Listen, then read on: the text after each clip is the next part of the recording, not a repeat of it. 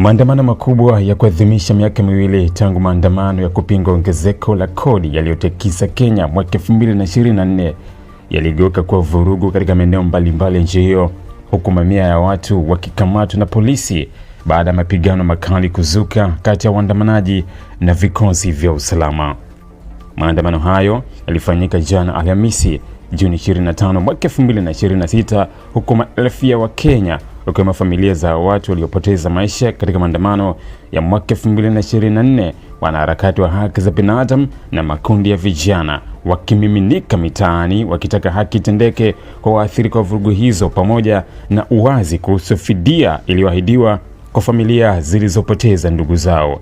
Katika miji kadhaa ikiwemo Nairobi, Kisumu, Mombasa, Nakuru na Eldoret, waandamanaji walikuwa wamebeba mabango yenye ujumbe wa kuwakumbuka waliouawa, huku wakizitaka mamlaka kuwawajibisha askari wanaodaiwa kutumia nguvu kupita kiasi wakati wa maandamano ya miaka miwili iliyopita. Hata hivyo, maandamano hayo yaligeuka kuwa ya vurugu baada ya baadhi ya waandamanaji kurushiana mawe na polisi ambao walijibu kwa kutumia mabomu ya machozi, magari ya maji ya kuwatawanya waandamanaji na operesheni za kuwakamata washiriki wa maandamano hayo.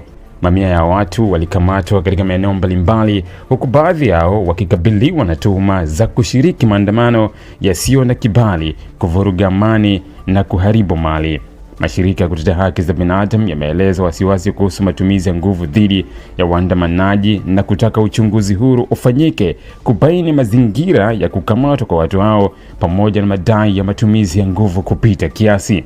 Familia za waathirika wa maandamano ya mwaka 2024 zilisema bado zinaishi katika maumivu kutokana na kupoteza wapendwa wao, zikisisitiza kuwa hadi sasa hazijapata majibu ya kuridhisha kuhusu waliohusika na vifo hivyo wala mchakato wa fidia ulioahidiwa na serikali.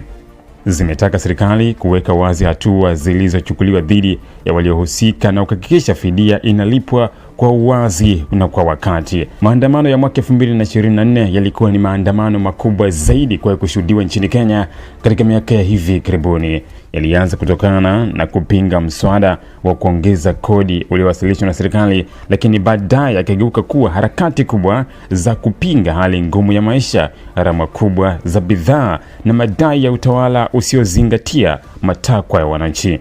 Hadi kufikia mwisho wa maandamano ya Alhamisi, hali ya usalama ilikuwa imeimarishwa katika sehemu nyingi za nchi, huku polisi wakiendelea na doria na uchunguzi kuhusu matukio ya vurugu yaliyoripotiwa. Wanaharakati wameapa kuendelea kushinikiza haki patikane kwa waathirika wa maandamano ya mwaka 2024 na kuhakikisha ukweli kuhusu vifo hivyo pamoja na fidia kwa familia zilizoathirika unawekwa wazi.